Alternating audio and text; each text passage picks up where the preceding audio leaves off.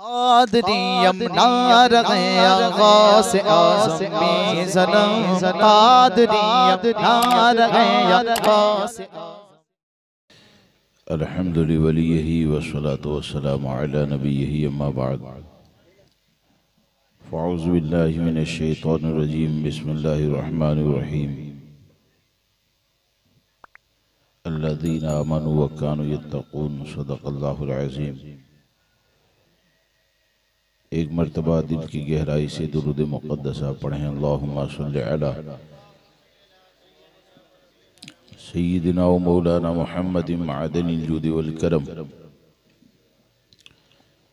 व आलिहिल किराम व अस्हाबिहिल इज़ाम व इब्निहिल करीम व बारिक व सल्लिम सलातन व सलामन अलैका या सय्यदी या रसूलल्लाह सल्लल्लाहु तआला अलैहि वसल्लम।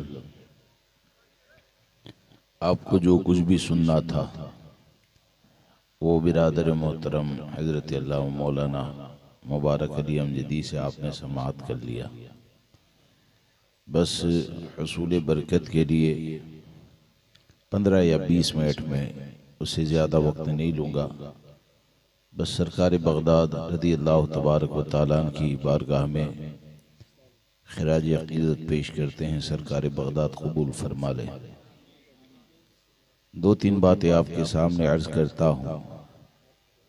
अल्हम्दुलिल्लाह हम तमामी हज़रात सरकार सैयदना गौस आज़म रज़ी अल्लाह तबारक व तआला से मोहब्बत करते हैं। हमको ये चाहिए कि कोशिश ये करें कि सरकार गौस आज़म रज़ी अल्लाह तबारक व तआला का फैज़ हमें हासिल हो, और फैज़ को हासिल करने का जो अब सबसे आसान ज़रिया है, तरीक़ा है, वो ये है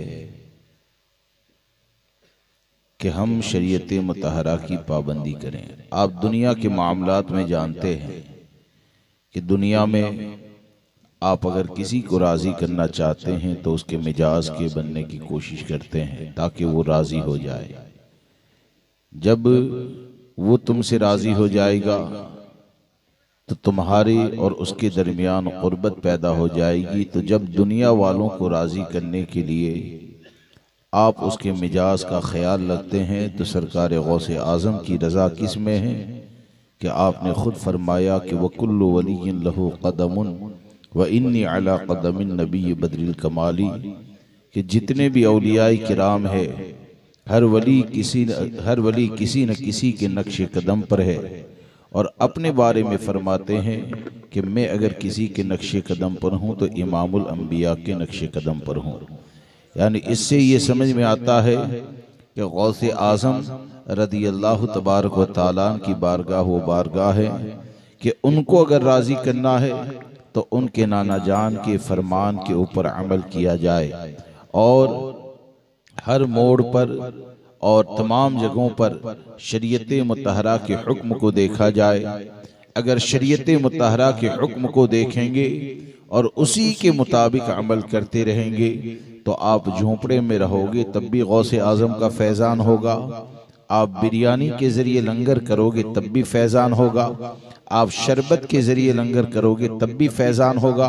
और कुछ नहीं कर पाए तो हर जगह पर रहकर दिल से अगर सरकार बगदाद की बारगाह में यही कहते रहे कि हजरत हम कमज़ोर हैं लेकिन ये कि आपके नक्शे कदम पर चलने की कोशिश करते हैं, तो यकीन रखें यहाँ पर भी फैज़ मिलेगा, कब्र में भी मिलेगा, मैदान महशर में भी मिलेगा। इसलिए बुनियाद ये है कि सरकार गौसे आज़म रज़ी अल्लाह तबारक व तआला की तालीमात के ऊपर अमल करें। और आज के माहौल में जो अक्सर ये हो जाता है, और कुछ लोगों का मामला ये होता है कि वो और मामलात के ऊपर तो तवज्जो देते हैं, यानी नियाज कर ली, लंगर पका लिया, लेकिन ये कि मर्द और औरत का इख्तिलात होता है उस पर ध्यान नहीं है। लोगों की नमाजें जा रही है उस पर तवज्जो नहीं है। और शरीयत मुतहरा के अहकाम को छोड़कर अगर वो ये समझें कि सिर्फ लंगर बनाने से सरकार गौसे आज़म का फैज़ हासिल हो जाएगा या वो ये समझे कि साइकिल पे चलता था, अगर फोर व्हील में चला गया तो अब गौसे पाक का फैजान मिल गया। याद रखना कि ये जितने भी औलियाए किराम है ना, वो सब के सब जो आए हैं उनकी बारगाह से सबसे पहले अता किया जाता है तो दीनदारी को अता किया जाता है, बाद में दुनिया को दिया जाता है।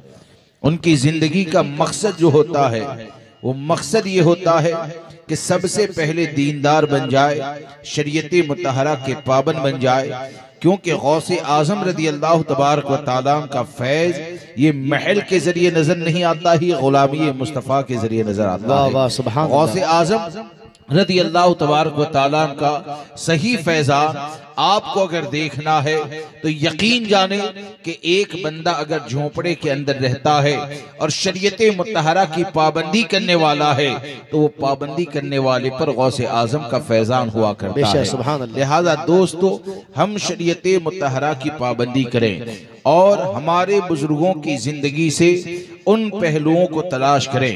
बिलखुसूस सरकार गौसे आजम रदी अल्लाह तबारक व तआला की जिंदगी से उनके वो आमाल को तलाश करें, पहलू को तलाश करें कि जो वो किया करते थे। अगर उन पहलू के ऊपर अमल करके अगर आपने अपनी जिंदगी को गुजारा तो यकीनन बहुत सी बरकतें हासिल होगी। सिर्फ एक बात आपके सामने अर्ज करूं कि मौजूदा वक्त के अंदर आप देखेंगे कि आपको ये नजर आएगा कि मालदार और गरीब के दरमियान जो फर्क पैदा हो गया है, वो फर्क और वो खाई इतनी बड़ी हो चुकी है कि अब तो बहुत सी जगह पर जो मालदार तबका होता है ना, वो गरीब के साथ बैठकर खाने को पसंद नहीं करता है।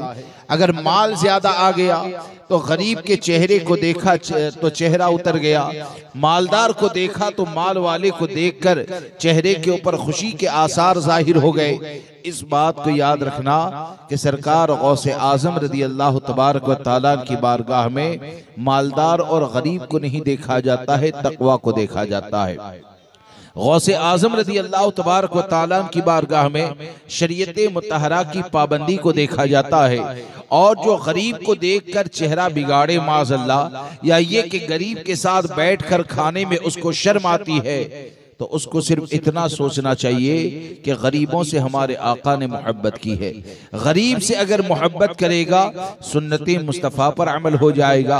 जब तो हुजूर की बारगाह में दुरूद मुक़द्दसा भेजता है ना, पढ़ता है, तो क्या ये भूल जाता है कि इन सेगों के साथ भी तो दुरूद पढ़ता है कि अनीसिल गरीबीन मुहिब्बिल फुक़राई वल गुरबाई वल मसाकीन। जब इन सेगों के साथ तो दुरूद शरीफ भेजता है तो फिर गरीबों के साथ बैठकर खाने में शर्म क्यों आती है? सरकार गौसे आजम रदी अल्लाह तबारक व तआला वो तो गरीबों से इतनी मोहब्बत फरमाते हैं कि सिर्फ दुनिया नहीं, हम तो गरीब को देंगे तो क्या दे सकते हैं भाई? 5,000 रुपये दे दिए, 50,000 रुपये दे दिए, बहुत ज्यादा रहम आ गया तो उसको एक मकान का मालिक बना दिया। लेकिन गौसे आजम वो है कि गरीब को अगर अता करने पर आए तो विलायत का मनसब अता फरमा देते हैं। यानी इतना अता फरमाते हैं कि दुनिया में भी कामयाब हो जाए, आखिरत में भी कामयाब हो जाए। वो अगर अता करने पर आए तो इतना ज्यादा अता करते हैं कि बड़े बड़े मालदार जिनके कदमों के अंदर बैठा करते हैं उस मनसब के ऊपर गरीब को फाइज फरमा देते हैं। लिहाजा इस बात को याद रख के चलें कि गौसे आजम का फैज हासिल करना है ना, तो मालदार और गरीब का फर्क करने से हासिल नहीं होगा, बल्कि हकीकत यह है कि जितनी इज्जत के साथ आप मालदार को खाना खिलाते हैं ना, कसम खुदा की अगर उतनी इज्जत के साथ, एहतराम के साथ और दिल में मोहब्बत के साथ अगर एक गरीब को तुमने खाना खिला दिया ना, तो तकब्बुर की बुनियाद पर हजारों जो देगें पकाई जाती है ना, उसके ऊपर भारी ये है कि किसी गरीब को एक वक्त का खाना शौक से गौसे पाक के लंगर के नाम से खिला दो, तो यकीन जाने सरकार गौसे आजम का फैजान हासिल होगा। आप कितनी ज्यादा मोहब्बत फरमाते थे। आपके हवाले से मैंने कभी ये पढ़ा था कि गौसे आजम रदी अल्लाह तबारक व तआला गरीबों से इतनी मोहब्बत फरमाते थे कि आपका खाना जो है ना, हलाल का एहतमाम इतना ज्यादा कि आपके खाने का मामला ये था कि जमीन के एक हिस्से में गल्ला वगैरह उगाया जाता था और उसी से सरकार गौसे आजम के लिए खाना बना करता था। आप इतना एहतियात करते और रोजाना जितने भी हदिये जितने भी नजराने आते थे वो रात होने से पहले वो सब का सब माल गरीबों में तकसीम कर दिया जाता था और ये रोजाना का मामूल। एक मर्तबा ऐसा हुआ कि एक गरीब आदमी है, वो नदी के उस किनारे जाना चाहता है। कश्ती के मल्लाह से कहा मुझे ले जाओ, किराए के पैसे नहीं थे। वो सरकार गौसे आजम के पास पहुंचा। सरकार बगदाद ने किराए से ज्यादा पैसे उस मल्लाह को देकर ये कहा कि ये ज्यादा इसलिए दे रहा हूं कि अब आने वाले वक्त में अगर कोई गरीब पैसे के बगैर आ जाए, मजबूर आदमी आ जाए ना, तो पैसे के बगैर हो, पैसा न होने की बुनियाद पर उसे रोक न लेना, बल्कि ये समझना कि ये पेशगी किराया है, उसे किनारे तक पहुंचा देना। यानी आप कितनी ज्यादा गरीबों से मोहब्बत फरमाते हैं। अब कोई आदमी अपने दिल के अंदर ये सोचे ना, गौसे आजम रज़ी अल्लाह ताला वो है कि ऐसा नहीं कि पुकारें तभी मदद करते हैं। दिल अगर लग जाए ना, तो दिल के अंदर किसी गरीब को मदद करते वक्त अगर आपने ये सोच लिया कि या सरकार बगदाद आप गरीबों से मोहब्बत करते थे, मैं आपको राजी करना चाहता हूं, मैं भी किसी सुन्नी गरीब की मदद कर रहा हूं, यकीन जाने कि गौसे आजम का फैजान जरूर हासिल हो जाएगा, गौसे आजम का फैजान जरूर हासिल हो जाएगा। एक मर्तबा आप हज से आ रहे थे तो आप एक गांव आया जिसका नाम हीरा था। उस गांव के अंदर जब आपने क़याम फरमाया ना, तो अपने खादिम से, अपने शहजादे से जो हज में साथ में थे, उनसे कहा कि जाओ जाकर गांव में जो सबसे गरीब आदमी है ना, उसके मकान को तलाश करो। सरकार गौसे आजम रज़ी अल्लाह तबारक व तआला के लिए जब मकान को तलाश किया तो आकर कहा गया कि हुजूर एक झोंपड़ा है। तो आपने फरमाया जाकर मेरे क़याम की इजाजत मांगो। अब गौसे आजम का मामला तो ये था, गौसे आजम का मामला ये था कि बड़े बड़े अमीर लोग ये चाहते थे, अपने वक्त का हाकिम ये चाहता था कि गौसे आजम उनसे मुसाफा कर ले, क्योंकि उनसे मुसाफा भी जल्दी नहीं फरमाते थे, उनसे बहुत ज्यादा दूरी को इख्तियार करते थे। तो खुश हो गया आपने जब वहां पर क़याम फरमाया। तो गांव के अमीरों को पता चला, सब के सब गौसे पाक की बारगाह में आए, अर्ज करते हैं कि हुजूर हमारे यहाँ क़याम करें। आपने मना फरमा दिया। तो मना फरमाया तो जितने भी मालदार है ना, वो कुछ न कुछ तोहफा लेकर आए। कोई जानवर लाता है, कोई सोना लाता है, चांदी लाता है, पैसे लाता है। वो सब का सब एक तरफ जमा किया गया। फजर का वक्त हुआ, सरकार बगदाद ने नमाज को अदा किया और नमाज पढ़ने के बाद जितना भी माल आया था ना, वो सब का सब गरीब को अता फरमा दिया। और गरीब को जब अता कर दिया ना, तो उसके चंद सालों के बाद किसी का वहां से गुजर हुआ तो पता चला कि गौसे आजम ने जो दिया ना, उसमें इतनी बरकतें थी कि जो कभी सबसे गरीब आदमी पाया जाता था, वो मौजूदा वक्त में गांव का सबसे मालदार आदमी हो चुका है। तो ये क्या है? ये गरीबों से मोहब्बत है।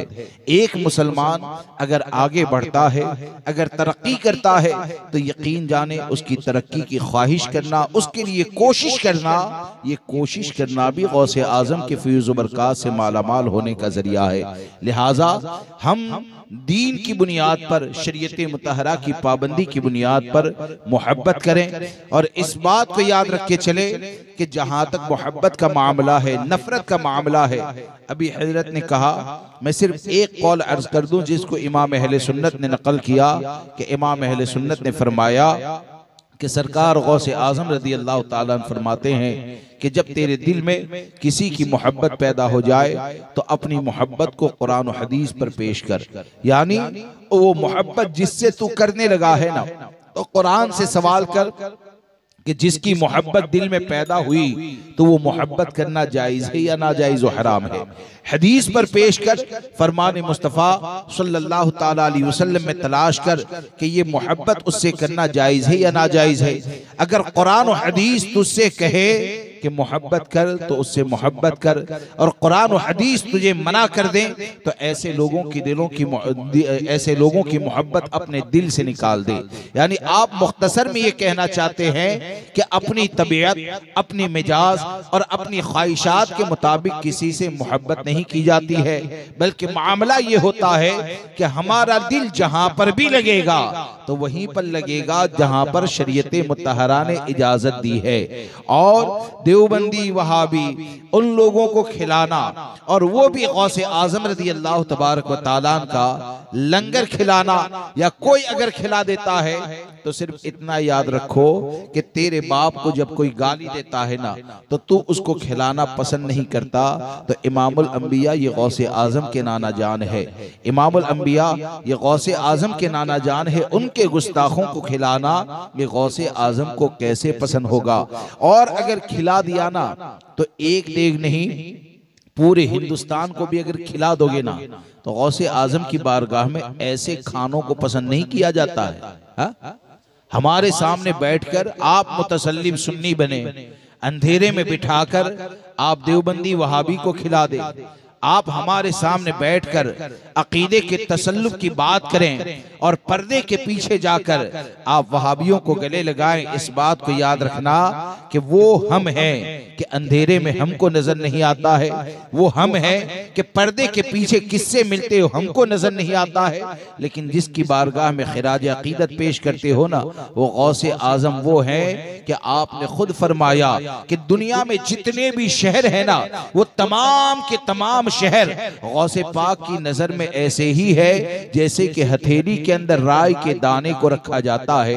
जब शहरों को राय के दाने की तरह आप मुलाहिजा फरमाते हैं तो पर्दे के पीछे देवबंदी को चावल खिलाओगे तो वो कैसे छुप सकता है, अंधेरे में बिठाकर अगर देवबंदी को गले लगाओगे तो कैसे छुप सकता है, हमसे छुपेगा और हम ये कहेंगे कि ये लंगर करने वाला बड़ा मुतसल्लिम सुन्नी है, लेकिन जिसको राजी करने के लिए ये लंगर कर रहे हो ना वो अंधेरे में भी देखते हैं, उजाले में भी देखते हैं, पर्दे के पीछे भी देखते हैं। इसलिए सही मानों में अमली तौर पर गौसे पाक की बारगाह में अर्ज करें तो यूं अर्ज करें कि हुजूर हम आपके नाना जान से ऐसी मोहब्बत करने वाले हैं कि हम तो जहां पर भी रहते हैं तो हमारा अमल ये रहता है कि या रसूल अल्लाह तुम्हें जाना तुम्हें माना, न रखा गैर से काम, लिल्लाहिल हम्द में दुनिया से मुसलमान गया। अस्सलामु अलैकुम।